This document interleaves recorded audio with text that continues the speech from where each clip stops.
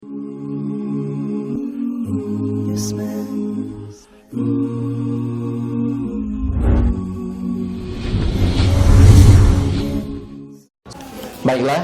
Bapak Ibu dan sekalian, kita sambung kembali. Tadi ada pertanyaan antum ya, tentang siapa sebenarnya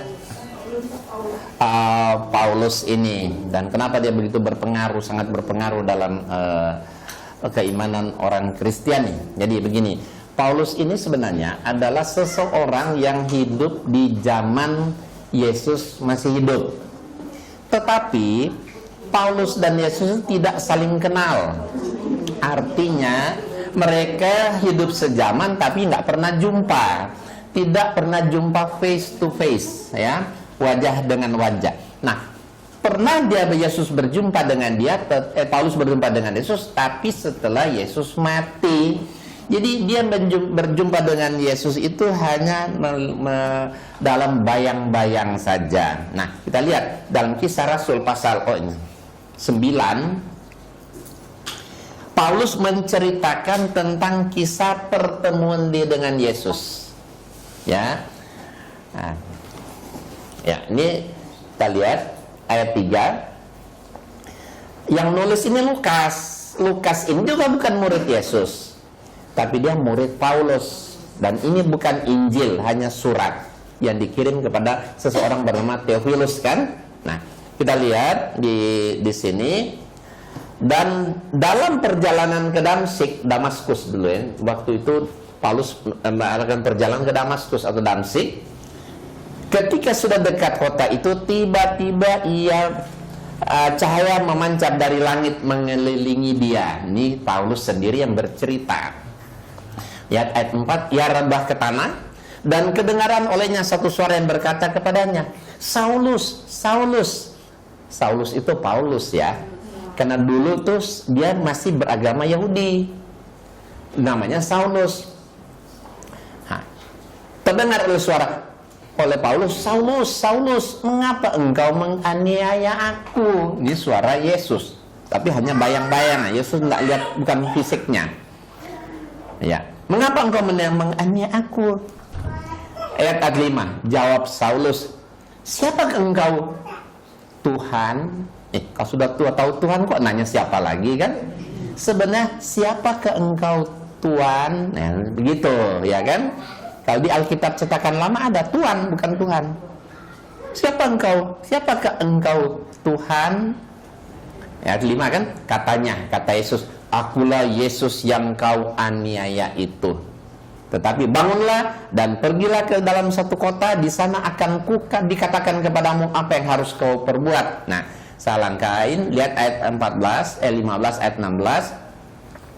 Nah, ini tetapi firman Tuhan kepadanya, pada Paulus, pergilah sebab orang ini adalah alat pilihan bagiku untuk memberitakan namaku kepada bangsa-bangsa serta raja-raja dan orang Israel. Aku sendiri akan menunjukkan kepadanya, maksudnya kepada Paulus, betapa banyak penderitaan yang harus ia tanggung oleh karena namaku, Yesus. Jadi seolah-olah di sini ya, dia lihat ayat 15, sebab orang ini adalah alat pilihan bagiku. Jadi ini terlihat sekali, jadi Paulus ini seolah-olah orang yang dipakai oleh Yesus, ya kan, sebagai penerus risalah Yesus. Makanya orang Kristen ya harus mengamalkan ajaran Yesus ini, karena mereka sangat yakin Yesus yang memilih dia, gitu kan, untuk meneruskan risalah Yesus, seperti itu. Padahal Paulus ini waktu itu dia belum beragama Kristen, dia itu mantan penjahat, pembunuh, pembohong, ya. Tapi karena dia orang yang dipilih oleh Yesus, mau tidak mau orang Kristen harus mengikuti ajaran Paulus. Padahal kalau kita lihat latar belakang Paulus, ya, kita lihat nih, ini Paulus sendiri yang berkata, ya, di Roma 3:7 apa kata Paulus? Jika kebenaran Allah oleh dustaku semakin melimpah bagi kemuliaannya, mengapa aku masih dihakimi lagi sebagai orang berdosa? Jadi Paulus sendiri dia mengaku mantan berdusta, dengan segala cara walaupun dengan bohong dusta dia lakukan. Nah, kemudian kita lihat di sini, tetapi Saulus, maksudnya Paulus tadi, membinasakan jemaat itu, dan ia masuk ke rumah dari rumah ke rumah, menyeret laki-laki dan perempuan keluar dan menyerahkan mereka untuk dimasukkan ke dalam penjara. Jawab Ananias, Tuhan, dari banyak orang yang telah kudengar betapa banyaknya kejahatan yang dilakukan terhadap orang kudus-Mu di Yerusalem. Jadi Paulus ini penjahat, ya kan? Dan aku telah menganiaya, ini Paulus sendiri yang ngaku, dan aku telah menganiaya pengikut-pengikut jalan Tuhan sampai mereka mati. Berarti dia pembunuh, kan? Nah, jadi banyak sekali kita lihat di sini. Aku yang tadinya seorang penghujat, dan seorang penganiaya, dan seorang yang ganas. Jadi dia mengaku semuanya itu. Latar belakang dia sangat hitam. Sebab kamu telah mendengar tentang hidupku dahulu dalam agama Yahudi, tanpa batas aku menganiaya jemaat Allah dan berusaha membinasakan mereka. Hal itu kulakukan juga di Yerusalem. Aku bukan saja telah memasukkan banyak orang kudus ke dalam penjara setelah aku memperoleh kuasa dari imam-imam kepala, tapi aku juga setuju jika mereka dihukum mati. Jadi kita melihat bahwa latar belakang Paulus ini sangat pekat, sangat hitam, ya. Tapi kenapa kok justru ajaran-ajaran Paulus ini yang kebanyakan diimani oleh orang Kristen? Ya, makanya sangat lemah sekali. Sementara ini ajaran Paulus ini hanya berupa surat. Ya, surat-surat yang dia kirim, kan sudah pernah kan lalu disebutkan kan dari Paulus semuanya. Jadi surat bukan Injil, makanya sangat lemah.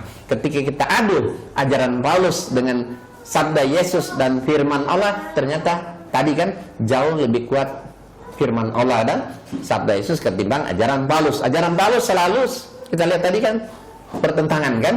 Allah mewajibkan hitan, Yesus hitan, Paulus melarang. Allah mengatakan babi haram, ya, Paulus malah melarang. Allah mengatakan dia itu esa, Yesus mengajarkan Allah itu esa, Paulus mengatakan Yesus itu Tuhan, dan sebagainya. Dan yang mereka amalkan justru ajaran Paulus. Maka kita sering mengatakan bahwa orang Kristen ini sebenarnya pengikut Paulus, bukan pengikut Yesus. Ya, malah masa seorang mantan penjahat, pembunuh, pembohong kok bisa menjadi dalil, ya, bisa dipakai untuk membenarkan atau untuk membenarkan ajaran dia dan membatalkan firman Allah atau sabda Yesus. Maka sangat lemah sekali.